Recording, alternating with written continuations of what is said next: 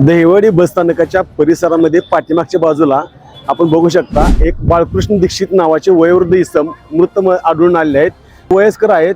आणि इथं बघू शकता या ठिकाणी त्यांचं शव हे रुग्णवाहिकेत घालण्यात आलेलं आहे.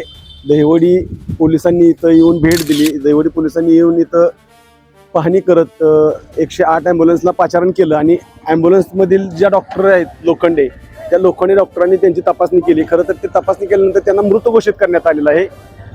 यांच्या जवळ जे साहित्य आहे, बॅग आहे, त्यामध्ये कपडे आहेत, सॅक आहे.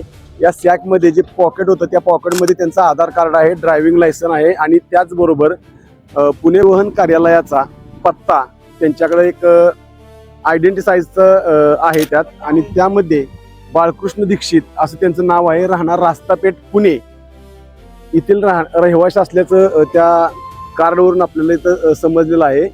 हे गेल्या 2 दिवसापासून या परिसरात असल्याचं काही नागरिकांनी इथं सांगितलेलं आहे आणि 2 दिवसापासून त्यांनी काही खाल्लं नव्हतं असं डॉक्टरांचं म्हणणं आहे. ज्या ठिकाणी हे मयत आढळून आले त्या दहिवडी परिसराच्या आगाराच्या आवारात खूप मोठी गर्दी आता आपल्याला पाहायला मिळते. इथं कॉलेज आता सुटलेले आहेत, या सगळ्या कॉलेजचे विद्यार्थी असतील, विद्यार्थिनी असतील, हे सगळे आता या ठिकाणी आपण बघू शकताय.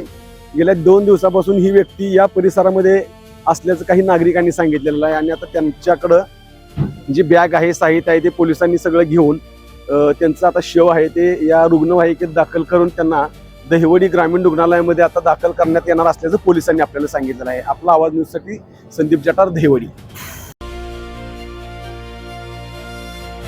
आवाज न्यूजसाठी संदीप जठार, गोंदवले.